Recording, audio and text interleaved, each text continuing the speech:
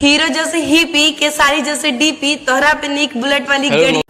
जी हाँ दोस्तों, हम आपको बता दें कि खेसारी लाल यादव जी के लिए यामिनी सिंह ने बहुत ही अच्छा शायरी बोलकर एक रील्स बनाई है। आप देख सकते हैं वीडियो में कि यामिनी सिंह कैसे बोल रही है कि तोहरा जैसन डीपी खेसारी जैसन हीरो हमरा के चाहिए। ये वीडियो काफ़ी पुरानी वीडियो वायरल हो रही है यामिनी सिंह ने बोला है खेसारी लाल यादव जी के लिए, जब दोनों एक दूसरे के साथ में काम करते थे तब कई वीडियो है, तब कई रील्स है। लेकिन आज की बात करें तो खेसारी लाल यादव और यामिनी सिंह एक दूसरे से अलग हो चुके हैं।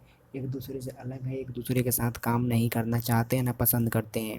दोस्तों, यामिनी सिंह और खेसारी लाल में दूरी इसलिए आ गई क्योंकि यामिनी सिंह ने पवन सिंह के साथ काम करने के लिए हाथ बढ़ा दिया था। इसी वजह से खेसारी ने और खेसारी की टीम वालों ने यामिनी सिंह को अपने टीम से निकाल दिया और अब यामिनी सिंह पवन सिंह के पीछे रो रही है अपने साथ काम करने के लिए।